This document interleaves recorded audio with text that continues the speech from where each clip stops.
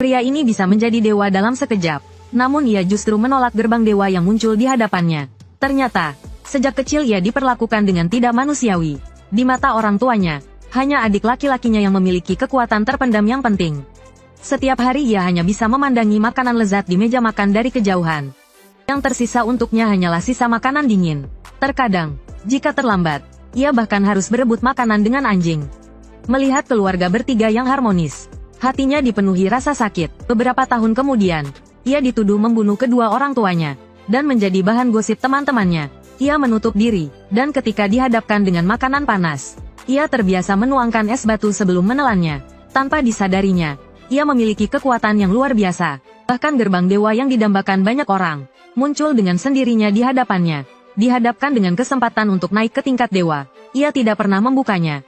Di dunia ini, hanya sedikit orang yang dapat membangkitkan 6 kekuatan besar, dan mendapatkan kualifikasi untuk menuju gerbang dewa. Di dalam kereta, seorang pria baru saja mendapatkan kekuatan api, tetapi kehilangan kendali dan mulai menyerang orang biasa. Merasa dirinya lebih unggul karena terpilih.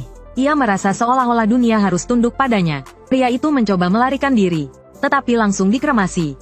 Changren keluar dengan ekspresi datar, mengumpulkan kekuatan air di tangan kanannya. Melihat Changren yang juga merupakan kandidat, pria itu menyerang dengan api, tetapi Changren menangkisnya dengan mudah. Pria yang kehilangan kendali itu menyerangnya dengan trisula api. Kekuatan air menyelimuti tangan kanan Changren. Dengan satu tebasan tangan, ia mengalahkan pria itu. Keributan ini menarik perhatian siswa dari Dewan Penilai. Tidak mengetahui apa yang terjadi, kedua siswa itu salah paham, dan mengira Changren menyalahgunakan kekuatannya. Mereka menyatakan ketidakpuasan mereka dengan keras, dan menuduhnya melanggar aturan membawa perangkat penggerak. Namun, Changren sama sekali tidak tahu apa itu perangkat penggerak. Ini berarti, ia dapat menggunakan kekuatannya tanpa bantuan alat. Kekuatannya tidak perlu dipertanyakan lagi. Dewan Penilai adalah organisasi yang menjaga perdamaian dunia. Tentu saja, tindakan Changren selama bertahun-tahun telah menarik perhatian ketua dewan. Mereka telah menawarkan kesempatan untuk bergabung sejak lama, tetapi selalu ditolak oleh Changren. Hal ini membuat anggota lain merasa kesal. Ketua dewan yakin bahwa dengan usaha yang gigih, ia pasti berhasil. Oleh karena itu, ia memutuskan untuk berbicara langsung dengan Changren. Di sisi lain, dua siswa baru terpaksa mengambil kredit atas kejadian ini, tetapi mereka tahu bahwa mereka tidak melakukan apa-apa. Semua ini adalah milik Changren. Begitu kedua siswa baru itu bertemu guru mereka, mereka disambut dengan api. Kemudian, mereka diberi tugas penting, yaitu membujuk Changren untuk bergabung dengan akademi. Peri air telah dikirim untuk menghubunginya. Setiap hari ia menunggu kedatangan Changren di lantai bawah. Ia berharap Changren mau bergabung dengan mereka. Bagaimanapun, kekuatan Changren sangat luar biasa. Sangat kuat sehingga ia tidak mau memasuki gerbang dewa yang muncul di hadapannya. Konon, siapapun yang memasuki gerbang dewa dapat mengabulkan permintaan apapun. Tetapi Changren hanya ingin menjalani hidup yang sederhana. Namun, karena dituduh membunuh orang tuanya, kemanapun ia pergi, ia selalu dipandang rendah. Peri air yakin bahwa dengan kemampuan khususnya, di dunia pengguna kekuatan, kau pasti bisa menemukan jati dirimu. Namun, Changren tetap menjawab dengan dingin. Soal ini, aku sudah menolak berkali-kali. Peri air dengan putus asa melangkah maju, mengatakan Arthur ingin bertemu dengannya. Arthur menyerahkan perangkat penggerak yang dirancang khusus untuk Changren. Lagi pula, tampaknya, mereka tak bisa melawan dunia lain. Kekuatan yang besar. Namun, Changren percaya kekuatan tak bisa mengubah segalanya dan berbalik pergi. Arthur menghentikan Changren dan berkata ia akan selalu menunggunya. Asalkan dia datang padanya, dia akan tahu yang sebenarnya. 3 anggota dewan kembali menemui Changren, meminta dia bergabung dengan akademi, untuk ikut menjaga perdamaian dunia. Melihat antusiasme mereka, hati Changren mulai goyah. Namun, dia tetap diam, karena dia merasa dirinya tak pantas mendapatkan pengakuan mereka. Akan tetapi, Ciyin menganggap Changren hanya berlagak. Dia pun pergi dengan marah. 2 orang lainnya menjelaskan bahwa Ciyin sangat mengagumi ayahnya. Maka dari itu dia membenci Changren. Peri air memintanya untuk tidak ambil pusing dan mereka berdua pun pergi. Saat itu, seorang anak kecil menghampiri Ciyin dan mengeluarkan kaleng untuk meminta-minta. Saat dia ragu apakah akan memberi uang atau tidak, Changren datang. Tanpa diduga, anak itu langsung menempel padanya. Kak, roti. Saat itu, robot patroli dewan datang menghampiri mereka. Namun, sedetik kemudian, robot itu lumpuh. Terlihat pria badut menjentikkan jarinya. Robot patroli langsung berubah ke mode serang, dan mulai menyerang semua orang di sekitarnya tanpa pandang bulu. Melihat robot patroli yang mengamuk, anak kecil itu ketakutan dan berlari menuju gedung tinggi. Peluru terbang menghancurkan tangga. Anak itu berteriak minta tolong. Untungnya, Xiao Cui dan robotnya datang tepat waktu. Membuka domainnya, ia mengisolasi robot patroli dari dunia nyata. Qiyin maju dan memberikan perangkat penggerak pada Changren untuk memadamkan api. Lagi pula, hanya dia yang bisa mengendalikan kekuatan air. Robot patroli serahkan pada mereka. Xiao Cui memanggil tongkat bahuangnya. Qiyin memanggil tinju besi apinya. Mereka berdua pun menyerbu. Kembali ke dunia nyata. Changren menggenggam perangkat penggerak. Elemen air di tangannya berubah menjadi pedang panjang. Dengan sekali ayunan, hujan deras langsung memadamkan api. Qiyin bergegas menyelamatkan orang-orang. Adegan ini dilihat oleh pria badut. Semakin menarik saja. Tiba-tiba ia teringat, adiknya yang membunuh orang tua mereka, lalu memasuki gerbang anugerah dewa. Meskipun dia juga bisa masuk, dia takut seperti adiknya. Ia akan dikendalikan oleh rasa tamak. Setelah kejadian itu, Changren memutuskan bergabung dengan akademi, dan menemui Arthur bersama kedua temannya. Lagi pula, mungkin di sini ada cara untuk menemukan adiknya. Arthur mengatakan ia menemukan sesuatu yang bagus hari ini, yaitu kunci menuju gerbang anugerah dewa. Gerbang anugerah dewa? Ya, kita pasti akan sampai di sana. Pria itu mengayunkan kedua pedangnya. Duri-duri es muncul dari tanah. Para warga sipil terjebak di antaranya. Kemudian maju ke depan, terus mengayunkan kedua pedangnya, seperti malaikat maut yang hidup. Namun, semua ini tampak begitu indah di mata pria itu. Untuk menikmati semua ini sendirian, dia menyuruh yang lain untuk menutup mata mereka. Belum lama ini, Arthur mengadakan pertemuan, dan menyetujui proposal untuk menaklukkan gerbang karunia dewa. Hal ini membuat Xiao Cui ragu-ragu. Karena sahabatnya dulu hilang. Karena gerbang karunia dewa, dia berharap sahabatnya ada di balik gerbang menjulang tinggi itu. Tapi dia juga takut harapannya akan berubah menjadi keputusasaan. Untuk menenangkan dirinya, dia menceritakan segalanya kepada Qiyin. Tanpa sepengetahuannya, Changren yang bersembunyi di balik dinding juga mendengar semuanya. Segera, Changren berlari untuk mencerna apa yang baru saja didengarnya. Karena selama bertahun-tahun dia juga bisa melihat gerbang itu. Tetapi di matanya, itu adalah tempat yang tidak menyenangkan. Keluarganya hancur karenanya, jelas berbeda dengan desas-desus yang beredar. Sejak saat itu, dia selalu melihat seorang anak muncul di hadapannya, dan berbicara dengannya, meskipun dia tidak mau mengakuinya. Ini memang iblis batinnya. Namun di mata orang lain, Changren hanya bertarung melawan udara. Xiao Cui dan Qiyin yang mengkhawatirkannya pergi ke ruang arsip, untuk mencari masa lalunya, berharap dapat membantunya menyelesaikan masalahnya. Data menunjukkan bahwa Changren membunuh kedua orang tuanya 4 tahun yang lalu. Dan ini adalah fakta yang diketahui publik. Tetapi ketika mereka ingin memeriksa lebih lanjut, konsol menunjukkan bahwa mereka tidak memiliki izin dan alarm berbunyi. Setelah itu, keduanya saling menceritakan tentang pencarian data Changren, memberitahu satu sama lain. Namun di mata Changren, apa yang mereka lakukan sungguh bodoh. Lagi pula, dia tidak ingin mereka tahu tentang masa lalunya yang hampa dan samar. Tiba-tiba, Xiao Cui menerima email yang memberitahu mereka bahwa jika ingin mengetahui masa lalu Changren, mereka membutuhkan izin akses, dan izin akses tersebut ada di tangan para peri. Untuk itu, mereka diam-diam pergi ke kantor peri air, dan mengambil lencana di atas meja. Kemudian mereka memindainya di layar virtual. Setelah memasukkan nama Changren, banyak data muncul di hadapan mereka. Isinya tentang kebakaran di pusat perbelanjaan 2 tahun lalu. Tetapi setelah memeriksanya dengan cermat, mereka menemukan bahwa itu sebenarnya adalah pembantaian. 2 pelaku membunuh 666 orang tanpa pandang bulu di pusat perbelanjaan. Namun, para pelaku masih buron hingga saat ini. Tetapi para penyintas mengatakan bahwa pelakunya adalah seorang remaja berambut pirang, dengan mata biru, dan dapat menggunakan pisau air. Hal ini membuat mereka berdua tercengang. Persis seperti Changren, tetapi karena kurangnya bukti, Changren tidak ditangkap. Saat itu, banyak drone mengepung mereka berdua. Ternyata itu adalah ksatria meja bundar, Bruno. Dia menyadari tindakan mereka. Dia mengatakan bahwa dia bisa memberitahu mereka yang sebenarnya. Di sisi lain, Changren menerima pesan teks. Di dalamnya tertulis dia akan mengulangi tragedi Natal Biru. Aoi bergegas ke reruntuhan pusat perbelanjaan tempat kejadian 2 tahun lalu. Di hadapannya, ia menemukan seorang pria yang mengenakan topeng logam, dan dia juga merupakan salah satu pelaku pembantaian itu. Pada suatu malam yang gelap gulita, seorang remaja berjubah muncul di atap pusat perbelanjaan. Sambil memandang rendah orang-orang di bawah, ia menggerutu tentang ketidakmampuan mereka. Manajer mendekat dan mencoba menasihati remaja itu. Tetapi ia dibunuh oleh pisau air yang diciptakan remaja tersebut. Tanpa menunggu reaksi orang-orang, remaja itu menyerbu kerumunan dan memulai pembantaian. Dengan sekali kibasan tangan, duri-duri es yang tak terhitung jumlahnya muncul dari tanah, dan membentuk sangkar yang menjebak semua orang di dalamnya. Kerumunan diliputi kepanikan. Tak seorang pun tahu mengapa remaja itu melakukan ini. Tanpa alasan, ia hanya menikmati proses pembunuhan. Dan semua ini di mata pria bertopeng. Terlihat begitu elegan. Dunia berubah menjadi biru, dan tanpa sadar ia terpesona. Saat ia ingin lebih dekat dengan remaja itu mengayunkan pisaunya. Ayo pergi, menuju dunia yang sempurna. Lalu ia pergi begitu saja, agar remaja itu hanya ada dalam ingatannya. Pria itu memanggil senjatanya, berniat untuk membersihkan TKP. Saat ini, Aoi telah bertemu dengan pria itu. Pria itu bersikap seolah-olah mereka sudah lama kenal.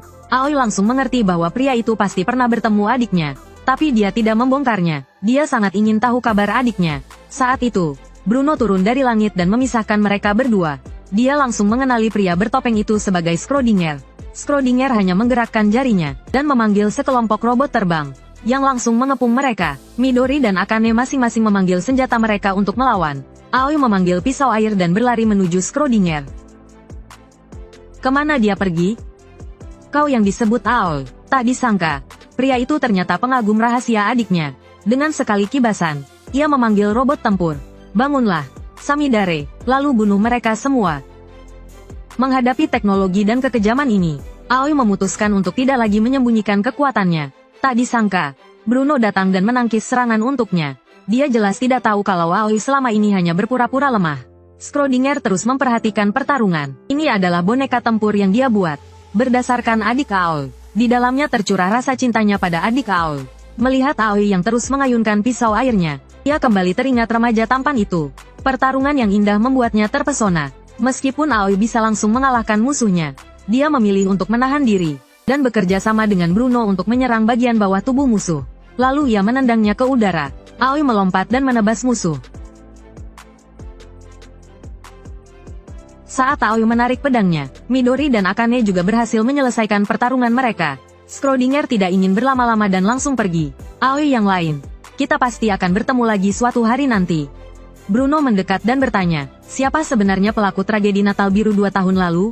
Untuk melindungi adiknya, Aoi menunduk dan mengaku bahwa dialah pelakunya. Tapi Bruno tahu Changren berbohong. Bruno memutuskan untuk tidak mempermasalahkannya untuk saat ini. Mereka kemudian mendekati robot itu untuk memeriksanya. Tanpa diduga, robot itu tiba-tiba berdiri. Mereka segera bersiap siaga. Mohon berikan perintah, Tuan. Saat mereka sedang diliputi kegembiraan, di kejauhan, seorang pemuda berjubah menunjukkan senyum jahat. Kau sudah dapat teman ya, Kak? Untuk menaklukkan gerbang karunia dewa, mereka ditugaskan untuk latihan khusus di luar. Namun, begitu mereka turun dari mobil, mereka dihadang oleh seorang wanita berpenutup kepala. Dengan pemikiran untuk menghindari masalah, mereka diam-diam pergi. Tanpa diduga, wanita di balik penutup kepala itu ternyata adalah ksatria meja bundar. Bediver, menghadapi instruktur dengan selera yang unik dan suka cosplay. Mereka jelas tidak berani berkomentar banyak. Takut dipersulit, mereka mengira akan menghadapi latihan yang keras. Tetapi ternyata mereka hanya disuruh berpencar menjadi 2 kelompok, untuk mencari pos pemeriksaan. Lebih tak terduga lagi, Bruno sudah menunggu sejak lama. Namun, sedetik kemudian mereka tercengang. Pria parubaya yang serius itu langsung melepas pakaian luarnya, menunggu serangan mereka. Ternyata pria itu adalah penguji kekuatan, dan cara terbaik untuk mengujinya adalah sumo. Akane langsung berpelukan dengan pria itu. Semangat pria memenuhi udara. Xiao Cui merasa sangat canggung. Dia tidak mungkin ikut telanjang dada. Saat dia berpikir Changren akan berpikiran sama, dia justru terkejut. Changren melepas bajunya lebih cepat dari yang Xiao Cui duga. Selanjutnya adalah tes kedua, yaitu kuis berhadiah. Mereka ditanya tentang senjata Arthur. Tanpa ragu, Akane berlari ke pintu yang benar. Tanpa diduga, yang menantinya adalah kubangan lumpur. Dia langsung berubah menjadi manusia lumpur. Akane kemudian pergi ke sungai untuk membersihkan diri. Meskipun telah berlatih sepanjang pagi, kekuatannya tidak meningkat sedikit pun. Saat dia sedang melamun memandangi kalungnya, seorang gadis tiba-tiba muncul di belakangnya. Mereka pun berbincang-bincang. Tanpa diduga, Akane yang belak-belakan langsung jatuh hati, dan menceritakan semua yang diketahuinya kepada gadis itu. Tanpa curiga sedikit pun, mengapa gadis itu ada di sana. Xiao Cui dan Changren juga menemukan Akane. Namun, saat mereka menoleh, gadis itu sudah menghilang. Akane tidak menceritakan tentang gadis itu kepada mereka berdua. Tanpa mereka sadari, semua tindakan mereka diamati oleh Dewan. Namun, latihan selanjutnya dipastikan tidak akan mudah. Bediver mengumumkan tugas terakhir kepada mereka, yaitu melewati hutan. Mereka mengira kembali ke stasiun adalah tugas yang mudah. Tetapi tanpa diduga, sekelompok musuh muncul di hadapan mereka. Mereka tidak hanya bisa berubah menjadi bentuk binatang, tetapi juga bisa menggunakan kekuatan super.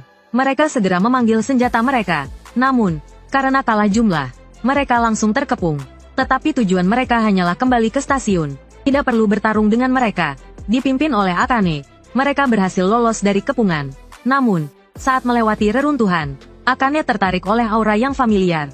Orang yang datang adalah gadis yang ditemui siang tadi. Terlihat dia mengangkat tangan kanannya dan memanggil sarung tinju, lalu menyerang Akane, membuatnya terus mundur. Gadis itu mengaku dirinya adalah anggota pemberontak. Demi mendapatkan kekuatan untuk melawan Dewan, dia rela melepaskan identitasnya sebagai manusia, dan sejak itu hidup dalam pelarian. Semua yang mereka lakukan diawasi oleh petinggi Dewan. Para petinggi penasaran bagaimana reaksi anak-anak ini saat menghadapi pemberontak. Apa yang akan mereka pilih? Apakah akan langsung membunuh mereka? Atau mencoba berkomunikasi? Atau bahkan melarikan diri? Gadis itu berubah wujud dan menyerang Akane. Untungnya, Auto dan Midori datang tepat waktu. Beberapa orang yang bersembunyi di kegelapan pun keluar, mengepung mereka. Auto menghunus pedangnya untuk menangkis serangan musuh. Akane mencoba membujuk gadis itu. Gadis itu perlahan mendekati Akane dan melukainya parah. Bahkan mencoba untuk membunuhnya. Di saat-saat genting, Ksatria Meja Bundar turun tangan, langsung membunuh gadis itu. Bediver menyatakan latihan telah selesai. Sekarang saatnya membersihkan medan perang. Para instruktur menunjukkan keahlian mereka, dengan cepat menghabisi semua musuh. Bahkan si badut pun takjub dengan kekuatan bawahan Arthur. Akane terus meminta maaf kepada gadis itu, tapi gadis itu tampaknya tidak menyalahkannya. Auto mengerti dia ingin menyelamatkan gadis itu, tapi dia tidak memiliki kekuatan untuk itu. Pemuda itu dengan mudah membuka gerbang karunia dewa. Namun, di balik gerbang itu terdapat kehancuran yang tak berujung. Sejak hari itu, dia bertekad untuk menjadi raja, untuk memimpin bawahannya kembali ke gerbang itu dan menghancurkannya. Meskipun diiming-imingi oleh dewa, dia tidak goyah sedikit pun. Dewa sangat terkejut dengan hal ini, dan memutuskan untuk membantunya dengan memulai penghakiman senja, memberikan kekuatan naga kepada manusia, yang merupakan 6 kekuatan yang mereka gunakan. Arthur telah merencanakan ini selama beberapa dekade. Akhirnya pada hari ini, dia memulai perjalanannya. Berangkatlah menuju gerbang karunia dewa. Sebelum berangkat, Arthur memberitahu semua orang, karena kedatangan gerbang karunia dewa 10 tahun yang lalu, ketiga dunia, dewa, iblis, dan manusia, berada dalam kekacauan. Untuk mengembalikan dunia seperti semula, mereka harus menemukannya dan menghancurkannya. Setelah itu, mesin tabrawak mengaktifkan domain. Arthur menancapkan pedangnya ke tanah. Di belakangnya muncul gerbang menuju tujuan mereka. Dunia di balik gerbang itu terbuat dari 6 elemen kekuatan. Seperti dunia dongeng, satu-satunya kekurangannya adalah terlalu sunyi. Setelah melewati gerbang pertama, mereka tiba di depan sebuah benteng. Saat Arthur tiba-tiba berhenti, semua orang segera bersiap siaga, menghunus pedang.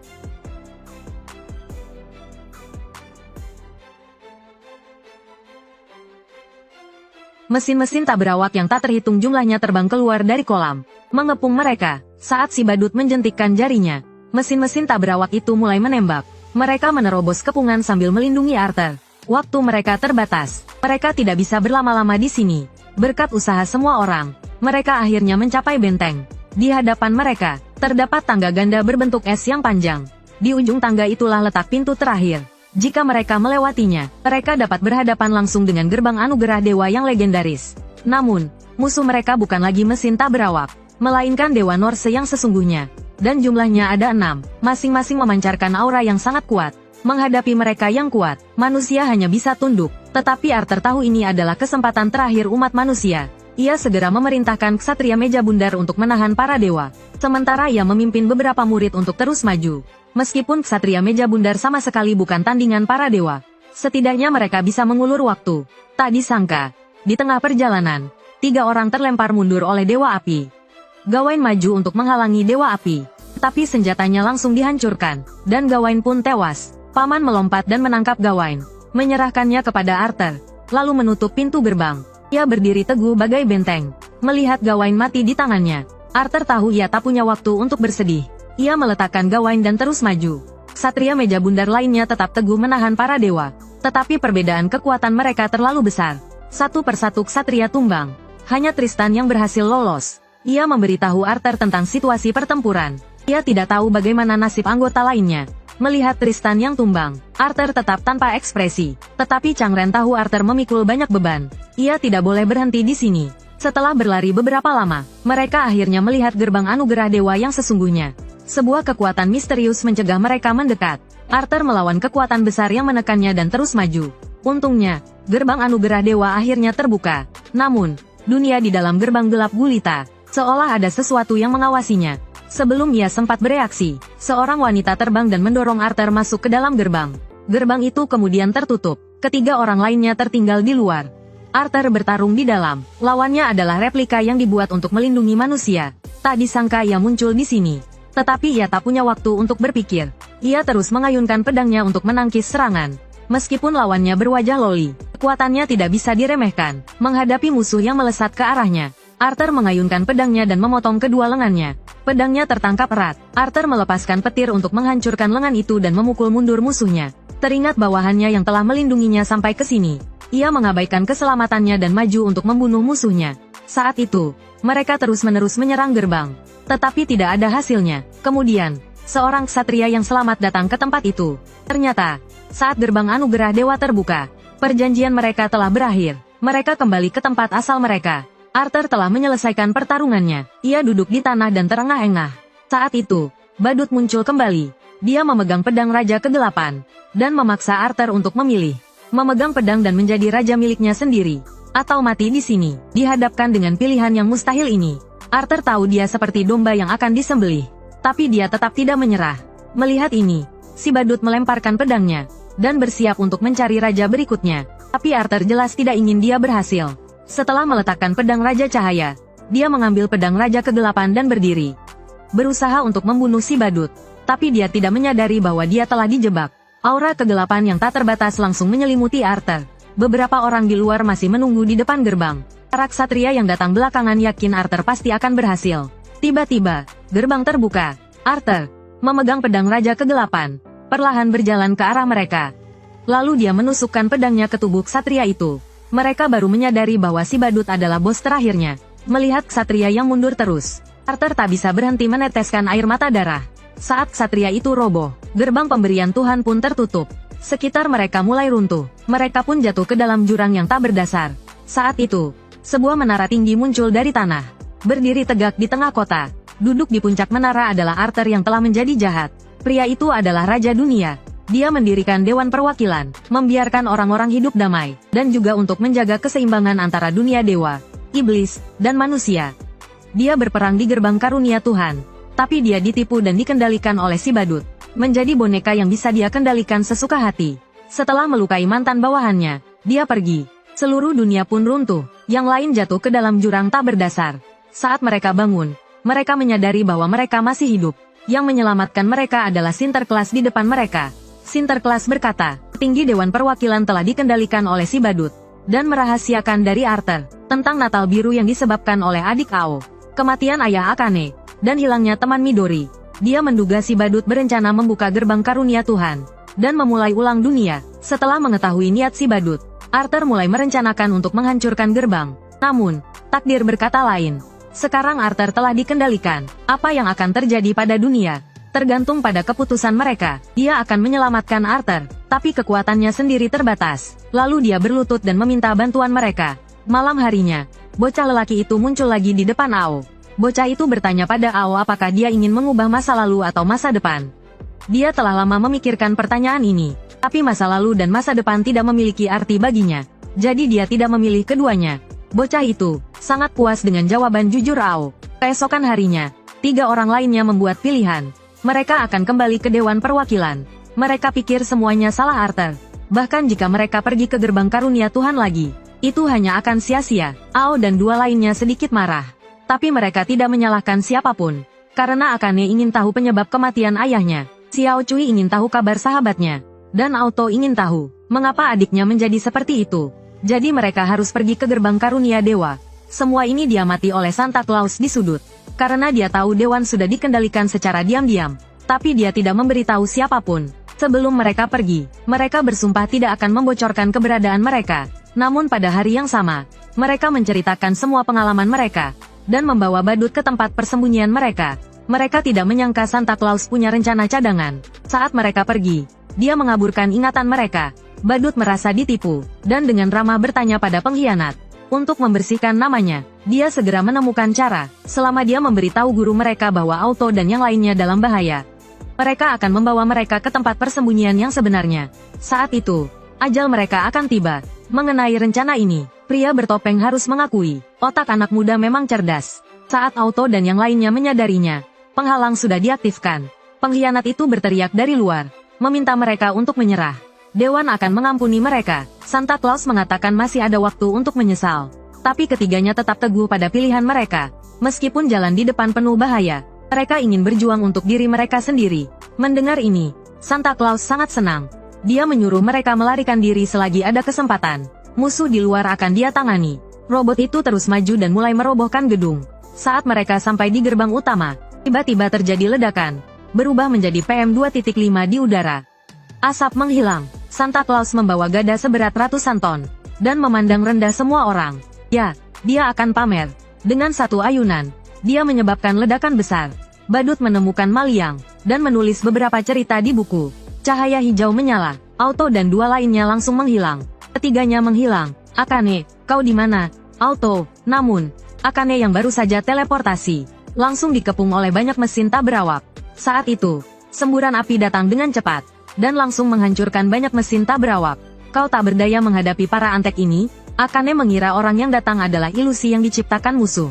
Tanpa diduga, orang itu kembali melancarkan beberapa pukulan. Banyak kembang api diluncurkan ke langit. Akane meninju pria itu, dan memarahinya karena menggunakan wajah ayahnya untuk menipu orang. Tanpa diduga, pria itu langsung menceritakan semua tentangnya. Akane akhirnya menyadari ayahnya masih hidup. Pria itu menyuruh Akane segera kembali. Dia bisa meminta Dewan untuk mengampuninya. Lagi pula, kegagalan menaklukkan gerbang karunia dewa juga merupakan salah satu jasanya.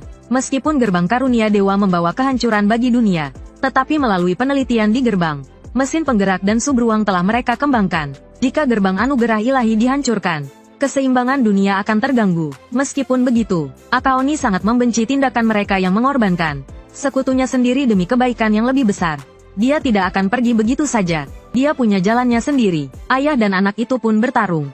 Tiba-tiba, kekuatan dahsyat meledak di antara mereka. Orang yang datang ternyata adalah Dewa Api. Dia mengancam bahwa keduanya akan mati di tangannya. Sang ayah segera mengendalikan drone untuk mengirim Akaoni pergi. Lalu, dia menggabungkan sisa drone menjadi tangan raksasa, dan langsung meraih Dewa Api. Tangan raksasa itu berubah menjadi banyak rantai dan menjeratnya. Lalu, tangan itu menggenggamnya erat.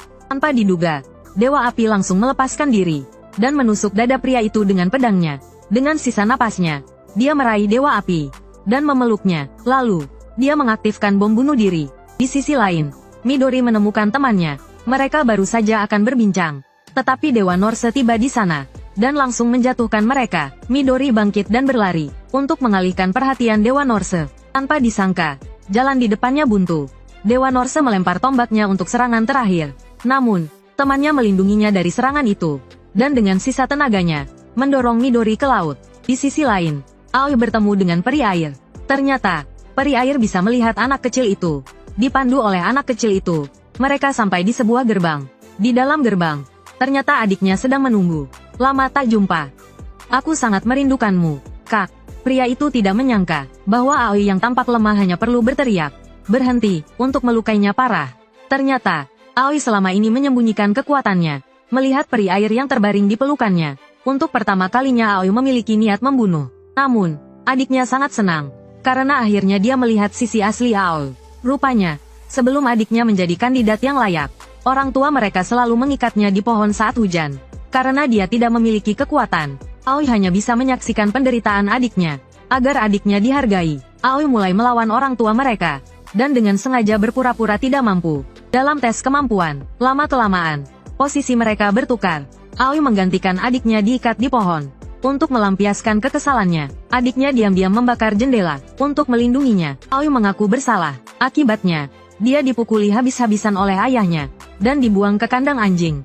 Dia dilarang masuk rumah. Adiknya merasa bersalah pada Aoi, sehingga dia pergi ke kandang anjing di malam hari, dan mencekik leher Aoi. Dia ingin mati bersama Aoi. Namun, setelah melihat mata biru jernih Aoi, dia melarikan diri. Pada hari itu juga, dia melihat gerbang karunia dewa dan menjadi orang yang terpilih. Sejak saat itu, kegelapan dalam hatinya semakin membesar. Namun, saat dia bersentuhan dengan kakaknya, Kekuatan dahsyat Souto membuatnya terpental. Saat itulah dia menyadari Souto telah menjadi orang terpilih untuk mengucapkan selamat tinggal pada dirinya yang dulu. Dia akhirnya membunuh orang tuanya sendiri. Namun, dia percaya bahwa alasan dia menempuh jalan yang salah adalah karena kemunafikan Souto. Oleh karena itu, Souto tidak perlu lagi hidup di dunia ini. Lalu dia mengaktifkan perangkatnya, menggenggam dua pedang di tangannya. Tanpa sepatah kata pun, dia melompat dan menyerang Souto. Namun dengan mudah dihindari, adiknya kembali menyerang Souto. Dia bertekad untuk menghancurkan semua kemunafikan di dunia. Souto jelas tidak ingin bertarung dengannya, terus mundur dan menghindar. Semua orang yang hadir tercengang. Mungkinkah Souto akan dikalahkan seperti ini? Saat adiknya mengangkat kedua pedangnya tinggi-tinggi untuk melancarkan serangan terakhirnya, Souto akhirnya memblokir serangan itu dengan pedangnya. Tanpa diduga, Souto masih menahan diri. Sepertinya kekuatannya hanya digunakan untuk bertahan hidup. Lalu dia kembali terpental. Adiknya mengangkat kedua pedangnya tinggi-tinggi, mengumpulkan kekuatan air, lalu menebas. Namun, peri air memblokir serangan fatal itu. Masa lalu tidak menentukan segalanya. Masa depan harus kau pilih sendiri. Jangan halangi aku. Hentikan. Hanya dengan satu kata hentikan, adiknya terluka parah. Niat membunuhnya terhadap Souto tidak berkurang sedikit pun. Sebaliknya, dia senang Souto menunjukkan jati dirinya. Tapi hari ini bukan hari pertarungan terakhir. Lain kali bertemu, dia berharap Souto tidak menahan diri lagi. Setelah mengatakan itu, dia berjalan menuju gerbang. Ketiga peri membiarkan Souto melanjutkan perjalanannya. Dengan dipandu oleh anak kecil itu, ketiganya akhirnya tiba di dalam gerbang karunia dewa. Di depan mereka terdapat timbangan raksasa. Dan anak kecil yang selalu mengikuti Souto adalah kunci yang membimbing mereka. Baiklah, semuanya, mari kita menuju gerbang karunia dewa. Saat ini, Dewa Norse mencoba menerobos pintu. Namun, dia dihentikan oleh pesulap. Karena dia menyaksikan Dorothy mati di depannya, dia memutuskan untuk memperbaiki kesalahannya dan mengambil kembali kekuatan persembahan dewa. Saat formasi diaktifkan, seekor naga raksasa muncul dan menelan 6 artefak suci. Dewa Norse terpaksa melarikan diri. Pesulap yang kelelahan pun jatuh pingsan. Saat ini, ketiganya telah memasuki gerbang karunia dewa. Timbangan raksasa di depan mereka dapat mengabulkan keinginan apapun. Dan anak kecil itu adalah kunci untuk mengaktifkan gerbang karunia dewa. Di hadapan timbangan yang begitu dekat, ketiganya mulai ragu-ragu. Saat mereka bingung harus memilih apa, Sinterklas datang membawa gada dan menyerang Arthur. Dia mengarahkan gadanya ke badut, mengatakan bahwa Arthur bukan miliknya. Namun, Arthur telah dikendalikan oleh badut, dan tidak bereaksi terhadap kata-katanya. Sudah kubilang, kan, kalau kau lelah, kau bisa kembali kapan saja. Badut mengangkat tangannya dan menembakkan sekop hitam. Tapi Sinterklas bukan orang sembarangan. Dia menangkis serangan dan memukul mundur Joker. Melihat Sinterklas yang gigih, Joker melemparkan kartu hati merah lainnya. Tanah langsung meledak. Sinterklas melompat untuk menghindari serangan. Lalu, dia menerjang Joker. Ledakan itu menimbulkan asap tebal. Sinterklas memanfaatkan kesempatan itu untuk mendekati Arthur. Sebelum dia sempat bicara, Arthur menusuknya dengan pedang. Sinterklas memegang pedang Raja Kegelapan. Lalu, cahaya terang berkilauan. Dua sahabat yang telah lama berpisah bertemu kembali di dunia spiritual. Ternyata semua ini sudah direncanakannya. Dia ingin melihat kebaikan yang tersisa di hati Arthur. Dia mengeluarkan sebuah salib. Di dalamnya tersimpan sebagian besar hati Arthur. Tapi Arthur tahu dia tidak bisa kembali seperti semula. Karena dia telah mendapatkan darah arena yang akan membawa bencana bagi dunia. Mungkin ini adalah akhir terbaik untuknya. Dia akan melindungi dunia dengan cara yang berbeda. Arthur mencabut pedang Raja Kegelapan dan memintanya untuk pergi. Sinterklas pun tumbang bersimbah darah. Joker tertawa sambil memakaikan mahkota di kepala Arthur. Dia berkata bahwa boneka tidak membutuhkan hati. Saat ini, Changren dan yang lainnya masih ragu-ragu. Karena timbangan misterius itu membuat mereka sedikit takut. Saat roda berhenti berputar, cahaya keemasan muncul darinya. Kabut di sekitar mereka menghilang. Mereka tidak ragu lagi. Apapun yang ada di depan, mereka tidak bisa berhenti. Saat mereka berjalan perlahan, 6 dewa Nordik memanggil mereka. Melihat para dewa yang telah membunuh ayah Ciyin, Dorothy, dan Ksatria Meja Bundar, kemarahan membuat Changren dan yang lainnya ingin membunuh mereka di tempat. Namun, mereka melihat para dewa itu sudah terluka parah. Bahkan driver mereka pun hilang entah kemana. Ketiganya segera memanggil senjata mereka. Anak kecil itu melangkah maju dalam diam. Dia mengangkat tangannya dan melepaskan tekanan yang kuat. Anak itu tidak suka dengan para dewa yang merampas hak manusia untuk mengubah takdir. Dia kemudian membesar seperti Tuhan yang memandang rendah para dewa. Mereka juga merasakan tekanan yang sangat besar. Para dewa menggunakan sihir untuk menyerang ketiganya. Ketiganya tidak mau kalah. Masing-masing mengerahkan seluruh kekuatan mereka. Ciyin menembakkan Lai Kuan. Xiao Cui melepaskan angin topan. Changren menebas dengan pedangnya, menciptakan bilah air. Benturan kedua kekuatan itu hampir membutakan mata mereka. Anak itu dengan cepat mendorong mereka ke arah gerbang. Tak lama kemudian, mereka pun berpindah tempat. Ketiganya akhirnya bisa bernapas lega. Tangga emas muncul di hadapan mereka. Jika mereka mencapai puncaknya, keinginan mereka akan terkabul. Yang mengejutkan mereka, Yinji ada di sana. Dia percaya, gerbang anugerah dewa tidak seharusnya digunakan untuk memenuhi keinginan pribadi. Menurut ketiganya, Dewan Penilai tidak terlalu penting. Tapi tanpa Dewan Penilai, tatanan sosial akan runtuh. Dunia akan kembali kacau. Anak itu berkata justru karena itulah perubahan diperlukan. Gerbang karunia dewa tak hanya bisa membentuk ulang dunia, tapi juga menghancurkan dunia ciptaan dewa. Singkatnya, mereka bisa memanipulasi dunia layaknya dewa. Tak disangka, Changren menolaknya. Dia berpikir meskipun memiliki kekuatan dewa, dia tak bisa mengubah manusia. Semua tergantung pada diri mereka sendiri. Jadi, dia tak ingin pergi ke sisi lain gerbang itu. Dan tak ingin dunia menjadi kacau karena keegoisannya. Karena keinginannya sendiri, membuat dunia menjadi kacau. Anak itu melihat ketiganya memilih menyerah. Meskipun disayangkan, hak untuk memilih takdir ada di tangan mereka sendiri. Anak itu pun menghilang di depan mereka. Timbangan kembali diselimuti asap. Saat asap menghilang, ketiganya sudah berada di depan Arthur. Badut berkata, melihat sekelompok semut terus berjuang sungguh menarik. Tapi mereka jelas tidak tahu, bahwa Arthur lah orang yang terpilih. Dengan kilatan cahaya ungu, Arthur mengumpulkan kekuatan gelap, dan melancarkan serangan penghancur ke tanah. Menara itu pun runtuh, jalan menuju gerbang karunia dewa terputus. Untungnya mereka semua selamat. Tak disangka, Lancelot datang menemui mereka. Dia memberitahu mereka bahwa para ksatria meja bundar masih hidup. Mereka diselamatkan oleh kekuatan yang besar. Tapi tak ada yang tahu sumber kekuatan itu. Mereka pun kembali ke dunia nyata, dan berusaha meningkatkan kekuatan mereka. Suatu hari nanti, mereka akan merebut Arthur kembali. Namun, di sisi lain dunia, seorang pria berjubah datang menemui gadis itu. Tak disangka, dia menunjukkan senyum jahat.